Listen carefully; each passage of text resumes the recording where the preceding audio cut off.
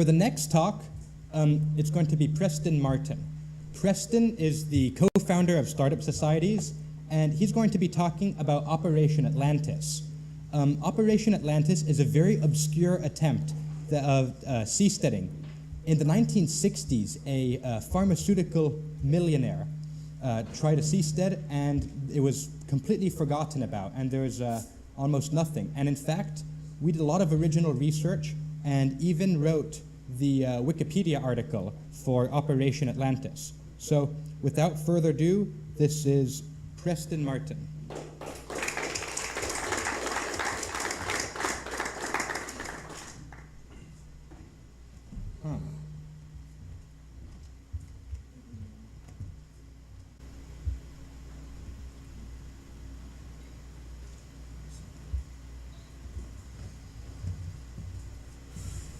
All right, can you guys hear me all right? Right, so my name's Preston. I'm the other co-founder of Startup Societies, and this is my presentation on Operation Atlantis, one of the historical precedents, one of the proto-startup societies, if you will. All right, I think this works. So the focus, of course, of this summit is to talk about the present and future developments of startup societies. But I think one of the most important things we can do is to look back into the past at the historical examples of startup societies as they have come to pass and how they've worked and how they failed. So without further ado, Operation Atlantis was the brainchild of a man, an entrepreneur from New York called Werner Steeple. And Steeple was originally an immigrant from Germany. He moved to the United States in the 1930s and started he was responsible for Lubriderm, he had laboratories, soap-making manufacturing, and that's where he made his fortune. And he had his philosophical underpinning in Ayn Rand, specifically Atlas Shrugged, and the philosophy of objectivism. So Steeple, he was enamored by the idea of producers in society creating a framework for liberty for themselves. Those who were most capable, who were entrepreneurial, they were productive, building a society that they knew to be preferable than that of the nation state. He saw liberty on the whole as an ideal, but he wanted to find a way to practically achieve it. He was more interested in finding a working model. So his first course of action was to write a book called The Story of Operation Atlantis. And this was kind of his way of reaching out to other like-minded people in the United States specifically. He sent this book out, and it's kind of a pamphlet. It's a very small book. Through a newsletter that he formed called Atlantis News. And this was his call to action, and he was able to amass a small group of very like-minded, very driven young entrepreneurs to Saugerties, New York, where he kind of gathered everybody to strategize for to move forward with Operation Atlantis. And so they saw it as an experiment. The hypothesis is that a free capitalist society can exist and flourish in today's world. And they had a 3-stage plan initially outlined as a way of going about achieving that. So the first stage was to build a community. They did this in Saugerties, New York, and they called that Atlantis 1. That's where they gathered themselves, they talked, they argued, they said, this is what can work, this is what we know cannot. Then from there, they would build an ocean vessel by which they would sail out to the open ocean and declare it as a sovereign nation, free of state coercion. And the boat they called Atlantis 2. And then stage 3 would be to sail that boat down into the Caribbean, find an island or find a seamount or a coral reef where they could dump sand and build an artificial island, a kind of seastead, if you will, and create a new society, one that actually that they actually favored, one that was actually built for the people, one that was voluntary in origin. And so, this is one of his quotes. They wanted to enjoy the blessings of liberty and embrace the virtue of their technological heritage. So, what they first did in 1968 was they assembled a team. He wrote the story of Operation Atlantis, and he kind of attracted people slowly to move to a motel that he bought in Saugerties, New York. And that's where they kind of hashed out the ideas. He started the Atlantis Development Company, which would kind of be the business by which the government was built. The Atlantis News they released newsletters to interested parties and kind of find a way to build a little bit of revenue in the meantime. And they were interested in early on. They were interested in the Prickly Pear Keys as as a possible site for Atlantis 3. And there you can see on the map where the Prickly Pear Island is, kind of off the coast of Virgin Gorda there. And Prickly Pear Keys was owned by the Anguillans, and they were working for at least 2 years with the government officials there, trying to purchase this. That's an aerial photo of that's the Prickly Pear Keys, which was more of an island. They were trying to purchase the land, and as it happens, that didn't work out for a number of reasons. So they eventually settled on the Silver Shoals Keys, which was contested territory between Haiti and the Bahamas. And it gets its name from a famous Spanish galleon which was wrecked kind of in the coral reefs around there that was supposed to have millions and millions in silver. And so as you can imagine, both the Haitians and the Bahamas, they wanted the Silver Shoals Keys, and they didn't occupy it or anything because it was basically just a seamount. So they, we're going to move in, we're going to purchase the Silver Shoals from whoever we can, and we're going to build it there. So Atlantis 2, they figured out that we're going to go to Silver Shoals, so let's now construct the boat.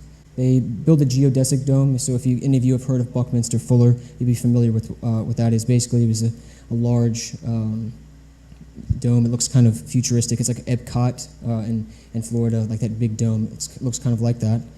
That's a picture of the geodesic dome. You can see one of the members of Operation Atlantis, and Erwin Strauss there on the left, who is a prominent chronicler of new country projects. Learned a lot from his book, How to Start Your Own Country. And they started constructing a ferro-cement vessel within that dome.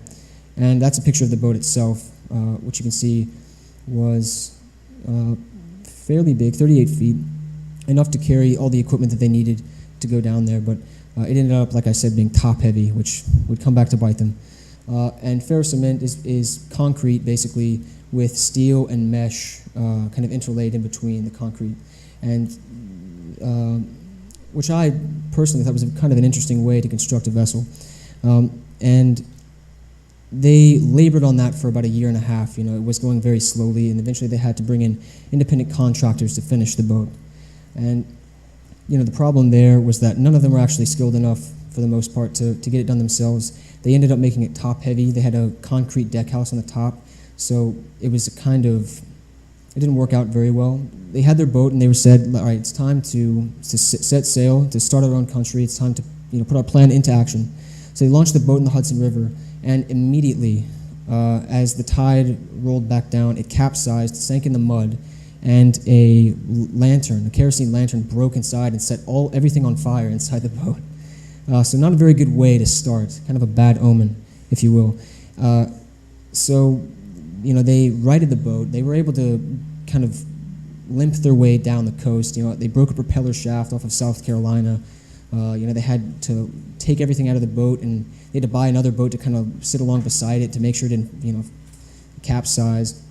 And they got it all the way down to the Bahamas, where they were just in time for a hurricane to come carry the boat out to sea and sink it, along with little supplies they still had left on the boat. And kudos to the Atlanteans. They were not deterred by that. They purchased a new boat, and they moved instead to Tortuga Island in Haiti, where they kind of used as a forward base, where they were working with the Haitian government and the Bahamian government to see if they could organize some kind of deal where they could move onto the Silver Shoals and actually create a new society there. And that's also where they began minting their deca coins. They get the deca from a decagram, which is 10 grams of silver. And they started minting these coins as a way to raise money and kind of had their own internal economy. They weren't against other currencies, by the way. But anyways, that's them minting the coins with a soap-making press, which is kind of interesting. They were preparing to move to the Silver Shoals. That's a picture of the coin. When the Haitian government got a copy of Atlantis News, and they realized that there was this libertarian organization that was trying to build a new society on land that was going to be purchased, or whatever deal they were in ended up working out, they didn't like the fact that an island or a seamount that they wanted was about to be colonized effectively by a group of libertarians. So they said, off Tortuga, you cannot stay here. We don't tolerate that. And if you know anything about Haiti at the time, it was ran by Jean-Claude Duvalier. He had a nickname called Papa Doc, and he was quite the authoritarian. And of course, you can imagine why he wouldn't like an organization of libertarians creating a new society on his doorstep.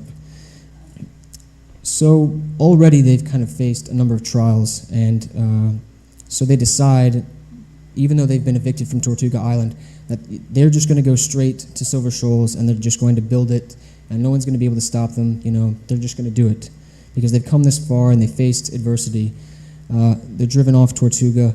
They go directly to Silver Shoals. They start building a seawall around the seamounts. They start dumping sand to try to create an artificial island.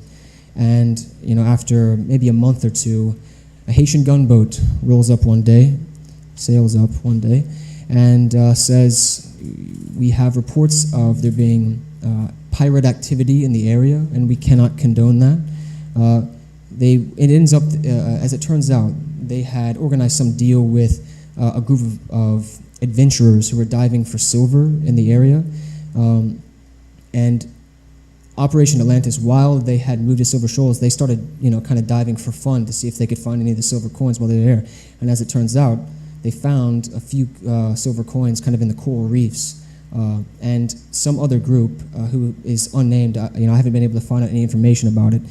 They worked out a deal with the Haitian government where they would send in a gunboat and they would kick everybody else out who was searching for the silver so that this group could come in and try to find it themselves. So the gunboat rolls in, they point the guns at the Atlanteans and they say, you look like pirates, so you're going to leave or we're going to arrest you or we're going to kill you. And this can't be allowed. And they didn't have the means to defend themselves. There was no way they would fight them even if they did, because they were a small group, less than 50 people. And so they're forced off at gunpoint. And at this point, pretty much every Atlantean, with the exception of Werner Steeple, has lost heart. And they decide to go ahead and leave. They decide to quit. And that is pretty much the end. Yeah, I just thought that would be a good picture of gunboat diplomacy, as they say, to kind of exemplify the behavior of the Haitians in this scenario. But most of the Atlanteans lost heart. Steeple went on to attempt a few other tries at creating his new society, one of which he bought an oil rig, a towable oil rig that had 3 legs, and you would tow it out to a specific location and you would plant it in the ground. And as it happens, another hurricane blew in at an inopportune moment, shot the oil rig out to sea, and it exploded and sank. So another run-in with a hurricane, unfortunately. And after that, he's still undaunted. He tries to buy an island off the coast of Belize to create a free port there. And you try to use that as kind of like the step towards creating Operation Atlantis. And the Belizean government proved to be a little bit too bureaucratic, and they were not being, they weren't working well with him. And he finally loses heart. He finally says, enough is enough. I faced adversity at every turn. So he sells what's left of all the property and whatnot that he had amassed trying to build this. He spent millions of dollars, and he moves to Florida, where he died in 2006.